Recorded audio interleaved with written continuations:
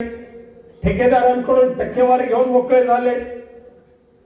महागाई वाढत चालली, जीवनावश्यक वस्तू महागत चाललेल्या आहेत. तिकडे लक्ष द्यायला ना, तिकडे लक्ष पुरवायला ना वेळ नाहीये. प्रत्येक शहरामध्ये, प्रत्येक जिल्ह्यामध्ये दररोज एका तरी भगिनीवर अत्याचार होतोय, तिची निर्गुण हत्या होते. त्याच्या हत्याकारी पकडले जात नाही. पोलिसांना बक्षीस द्यावं, बक्षीस जाहीर करावं लागतं, तरी हत्यार मिळाला गावकऱ्यांची मदत घ्यावी लागते. आणि इथे एक हे आपले राजापूरचा सक्का शेजारी म्हणजे आपला सिंधुदुर्ग जिल्हा, तिथले ते टिंगू महाजन पालकमंत्री, काय अक्कर्माच्या अवलादीचा माणूस हो. अस्सल मालवणी असल्यामुळे शब्द येतात मध्ये मध्ये. अरे ज्या मंत्रिपदाची शपथ घेताना महाराष्ट्रातल्या तमाम जनतेला मी समान न्याय देईन, जात पात पक्षभेद कोणताही समोर न आणता सर्वांशी समान वागणूक ठेवेन, अशी शपथ घेतली नितेश राणे तुम्ही. सबका साथ सबका विकास ही घोषणा तुमचे पंतप्रधान नरेंद्र मोदी साहेब देत आहेत. आणि दुसरीकडे हट्टिल्ल्या सिंधुदुर्गमध्ये 2-3 ठिकाणी सभेमध्ये भाषण करतो की ज्या ज्या ठिकाणी उद्धव बाळासाहेब ठाकरे पक्षाच्या ग्रामपंचायती आहेत त्यांना मी म्हणे एक नवीन पैसा निधी देणार नाही. काय तुझ्या बापजाताचा निधी आहे तो? आमच्या हक्काचा कर आहे. आणि मग होय, मी त्यांना सांगितलेलं आहे की ज्यांचं टाळकं फिरलेलं आहे ना, अशा त्या नितेश राणेंच्या डोक्यामध्ये जर मंत्रिपद आणायचं असेल, त्याने घेतलेली शपथ त्याला आठवून द्यायची असेल, तर त्यांना मी कोर्टात खेचणार.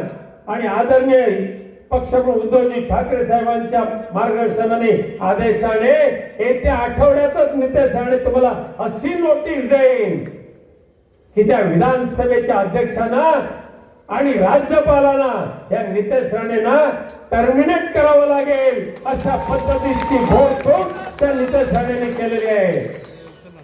फक्त तुमच्याकडे येतील त्यांना निधी, आणि आम्ही काय भारताचे रहिवासी नाही? त्यांना आता भारतीय रहिवासी किंवा महाराष्ट्रातील लोक नाही दिसत. कारण त्यांच्या मतदारसंघामध्ये परवाच्या दिवशी कणकवलीमध्ये कोणाला पकडलं वेश्या व्यवसाय करताना? बांगलादेशी महिलांना. कणकवलीमध्ये बांगलादेशी महिला. म्यानमार ऐकलंय का तुम्ही? म्यानमार ते रोहिंग्या असतात. आता म्यानमार कुठे, भारत कुठे, महाराष्ट्र कुठे आणि कणकवली कुठे? अरे म्यानमार वरून लोक आली कणकवलीला आणि एका लॉज मध्ये त्या महिलांना पकडलं. तो लॉज नितेश राणे तुमच्या कार्यकर्त्याचा होता की नाही तो सांगा. पण पोलिसांवर पालकमंत्र्यांचा दबाव, आणि त्या रोहिंग्या महिलांना लॉज मधून पकडलं आणि पोलिसांनी दाखवलं कणकवली स्टेशनवर पकडलं. मालवण मध्ये म्हणे पाकिस्तान जिंदाबादच्या घोषणा झाल्या. नितेश राणे स्वतःला हिंदूंचे काय म्हणतात त्याला, देवदूत वगैरे वगैरे वगैरे, कैवारी, हिंदू सम्राट, हृदय सम्राट होऊ शकत नाही. स्वतः तुम्ही म्हणता ना हिंदूंचे मसिहा. त्या मालवण तालुक्यामध्ये पाकिस्तान जिंदाबाद देणारे जे पाकिस्तानी मिळाले ना, त्या पाकिस्तान्यांचा भंगार व्यवसाय चालू करण्यासाठी परवानगी जी दिली ती नितेश राणे तुमच्या भारतीय जनता पक्षाच्या सरपंचाने दिली की नाही ते तुमच्या बापाची शपथ घेऊन सांगा. एकीकडे अशा पद्धतीने दयनीय अवस्था सिंधुदुर्गामध्ये केलेली आहे, तिथे रोहिंग्या आले, तिथे बांगलादेशी आले, तिथे पाकिस्तानी आले आणि इकडे शिवसेना उद्धव बाळासाहेब ठाकरे पक्षाच्या सरपंचांना निधी देणार नाही. हिम्मत तर करून बघ. पक्षपातीपणाने जर नितेश राणेने निधीचं वाटप केलं तर आयुष्याचा धडा शिकू कायद्याच्या माध्यमातून की पुन्हा एकदा देवेंद्र फडणवीस तुमच्या ढुंगावर लात मारून तुम्हाला हाकलून दिल्याशिवाय राहणार नाही. अशा पद्धतीने कायदेशीर तरतुदीचा आधार घेऊन तुम्हाला धडा शिकू. पण दादांनी सांगितलं ते विसरणार नाही. किंबहुना मला अभिमान आहे आपल्या पक्षप्रमुखांचा, उद्धव साहेबांचा. जे निवडून आलेले किरण सामंत यांनी मागच्या विधानसभेच्या निवडणुकीमध्ये सांगितलंय भाषणामध्ये की ज्यांच्याकडे 9 वेळेला गद्दारी केलेली सर्टिफिकेट आहेत त्याचं नाव राजन साळवी 2004 पासून. आणि परवाच्या दिवशी राजापूरला जी सभा झाली त्यावेळेला आमदार किरण सामंत यांनी राजन साळवींच्या अंगावरचे कपडेच उतरून टाकले. त्याने सांगितलं किरण सामंतांनी 2004 साली तुम्ही शिवसेनेची गद्दारी करून आमच्या बंधूला तुम्ही निवडून दिलात म्हणून तुमची शिवसेनेतून बाळासाहेबांनी हकालपट्टी केली होती. किरण सामंत सांगतात आणि निर्लज्ज हे ऐकून हसतात. 2004 साली गद्दारी, प्रत्येक लोकसभेच्या निवडणुकीच्या वेळेला गद्दारी. ह्याच जवाहर चौकामध्ये आमदार निलेश राणे यांनी केलेलं भाषण दिवसा ढवळ्या काय काय निर्बत्सना केली होती त्यांची. तरी आज एकमेकाला मिठी मारतात. सगळे गद्दार सेनेमध्ये एकत्र झाले. जनाची नाही तर मनाची लाज तरी बाळगा. नाही मग काय नाही, गोष्ट वेगळी.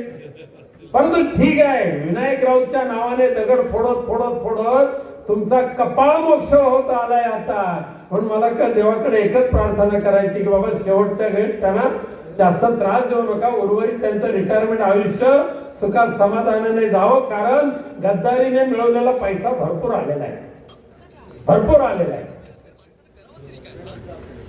या राजापूर मध्ये दादा तुम्ही आता मगाशी इतिहास सांगितला आणि सांगा दादा आजपर्यंत राजापूरची वाळवी म्हणून कोण्या तरी लोकप्रतिनिधींचा उल्लेख आजपर्यंतच्या राजापूरच्या इतिहासामध्ये झालाय का?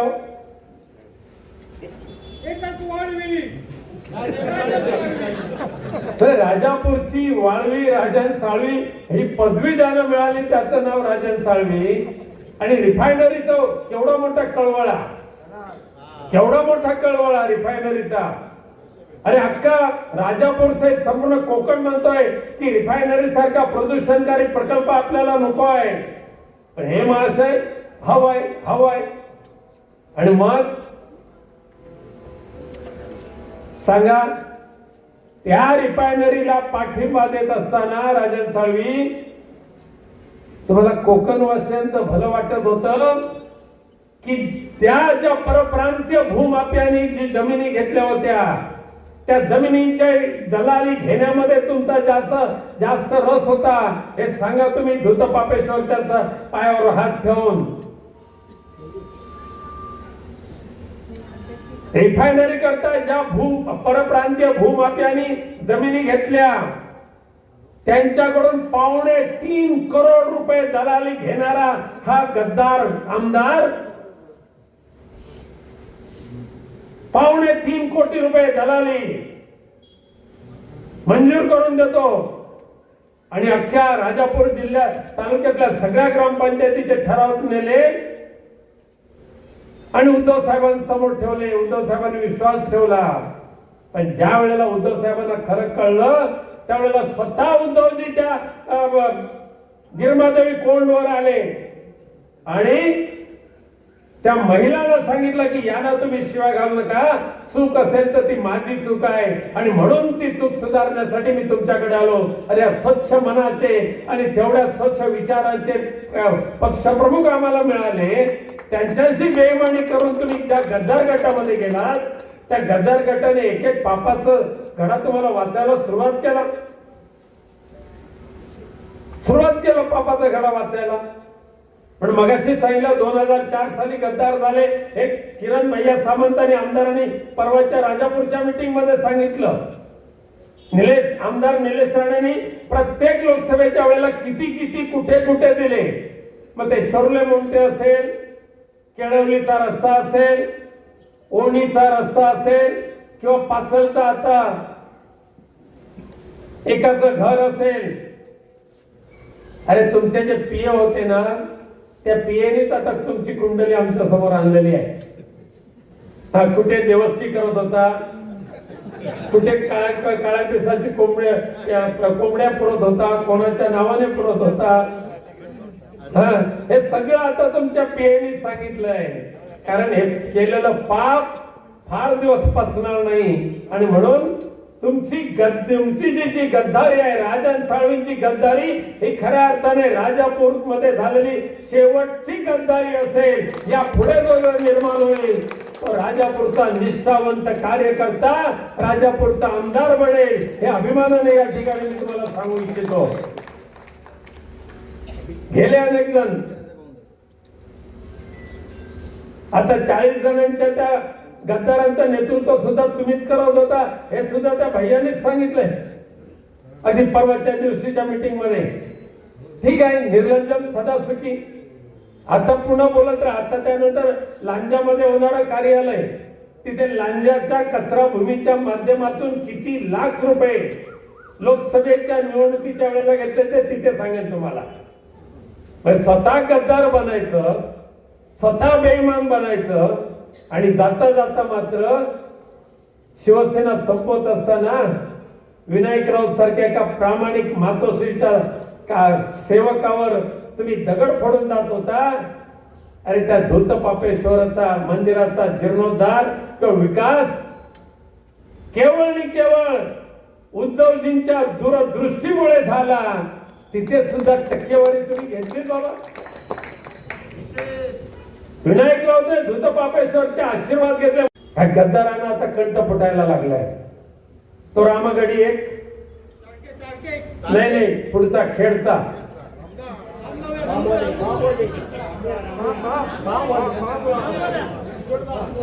रामागडी मग अशी वेदा फडकेनी त्याचा उल्लेख केला. अरे उंची किती, मेंदूची उंच जाडी किती, अगदी शरीरापासून डोक्यापर्यंत म्हणलं तर 3.25 फूट माणूस बरे. सकाळी उठल्यापासून संध्याकाळपर्यंत झोपेपर्यंत केवळ आणि केवळ शिवसेना, केवळ आणि केवळ उद्धवजी ठाकरे, केवळ आणि केवळ आदित्यजी ठाकरे. अरे शिवसेना संपवायला रामदास कदम तुमच्या 7 पिढ्या जरी जन्माला आल्या तरी शिवसेना संपवायला तुम्हाला संपू आणि तुमच्या बारशाचे घुगरे खाल्लेले आम्ही महिला आहोत. आज शिवसेना संपवण्याची भाषा तुम्ही करताय. राक्षसी औलादीची मंडळी तुम्ही. ज्या हिंदू हृदय सम्राट बाळासाहेब ठाकरेंनी तुमच्यासारख्या गद्दाराला पोचलं, ज्या पक्षप्रमुख उद्धवजी ठाकरेंनी त्यांना माहिती होतं ही नसती व्याज जवळ बाळगणं योग्य नाही, तरी सुद्धा विश्वास ठेवला.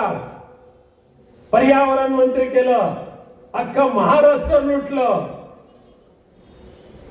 तरी सुद्धा गद्दार झाल्यानंतर आज जर तुम्ही सांगत असाल आमच्यावर संस्कार आहेत म्हणून मी अहो जाऊ म्हणतो, पण अस्सल कोकणी माणूस कसा माहिती असतो तो तुम्हाला माहिती आहे. आता शिमगा चालू होईल त्यावेळेला ऐका पाहिजे तर.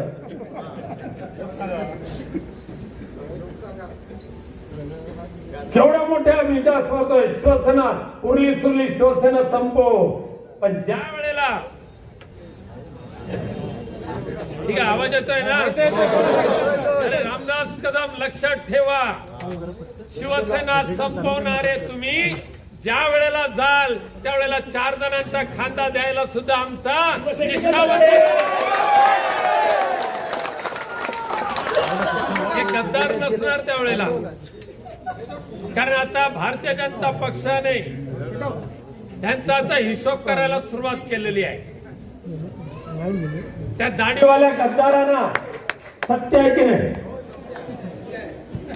दाढीवाल्यांचे आता काउंटडाऊन सुरू झाले. आता ते पकडा कापा पिसा पुरा हे आता जास्त दिवस नाही चालणार आहे. दैत्यांचं जे अवलाद आहे ना ते आता संपणार. आणि म्हणून माननीय देवेंद्र फडणवीस या महाराष्ट्राचे मुख्यमंत्री यांनी काय केलंय मागच्या महिन्याभरामध्ये बाबांनो, एकच टार्गेट, गद्दार गटाचे मुख्य एकनाथ शिंदे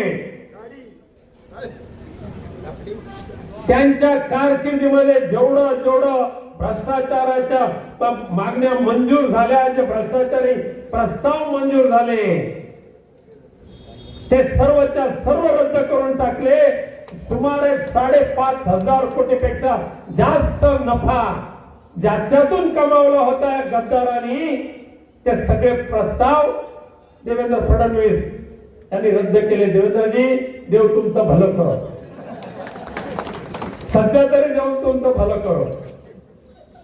आणि आमच्या त्या मालवणी भाषेमध्ये एक म्हण आहे, तुम्ही सुद्धा अर्धे मालवणी, नको नको जाऊया वाईन चाटून खाऊया, बरोबर ना. उपमुख्यमंत्री पद नको, उपमुख्यमंत्री पद नको, पालकमंत्री पद नको. आणि मग उदय सामंतांनी एक ग्रुप केला आणि त्याने पळायला सुरुवात केला. बरोबर, हा जावं येऊन वाईन चाटून खायचं, वाईन चाटायला सुरुवात केलं, त्याने घेतलं उपमुख्यमंत्री पद. पण हातपाय लोळ्याने काय करू पाहिले, तसं झालंय आता, तसंच झालंय आता. काय बोलायला काय वाव राहिला नाही. जास्त बोलला तर ढुंगावर लात मारतील. भारतीय जनता पक्ष आहे तो. आज दुर्दैव आहे महाराष्ट्राचं, दुर्दैव आहे महाराष्ट्र. किंवा महाराष्ट्रामध्ये रामदास कदमांसारखी एक घाणेरडी अवलाद या कोकण भूमीमध्ये निर्माण झाली. त्या गद्दारीला साथ मिळाली ह्या फडवूनच्या बाकीच्या लोकांची. आणि ज्या महाराष्ट्रामध्ये छत्रपती हिंदवी स्वराज्य संस्थापक छत्रपती शिवरायांचा जन्म झाला, हो, ब्राह्मण प्रतिपालक हिंदवी स्वराज्य रक्षक म्हणून ज्यांची पदवी ज्यानं बहाल केली, ज्यांच्या राज्यामध्ये माय भगिनींना आधार मिळत होता, त्या आपल्या महाराष्ट्रामध्ये आज काय अवस्था होत चाललेली आहे. स्वारगेट मध्ये एसटी चालत्या बोलत्या एसटी मध्ये लॉज, आणि त्याचा मंत्री हा गद्दार गटाचा प्रताप सरनाईक म्हणे आम्ही आता कंडोम साफ करायला घेतले. गृहराज्यमंत्री पुन्हा एक दुसरा गृहराज्यमंत्री होय. 50% म्हणे महिलांना जी एसटीची जी सवलत आहे ते आता मी रद्द करणार, हे त्या गद्दार गटाच्या मंत्री प्रताप सरनाईक यांनी सांगितलं. लाडक्या बहिणी, किमान 60 लाख लाडक्या बहिणींची योजना बंद होणार, बंद. म्हणजे लाडक्या बहिणीच्या फायद्यापासून महाराष्ट्रामध्ये 60 लाख भगिनींना वंचित राहावं लागणार. आणि इतर बाकीच्या सगळ्या योजना, रस्त्याला पैसे नाही,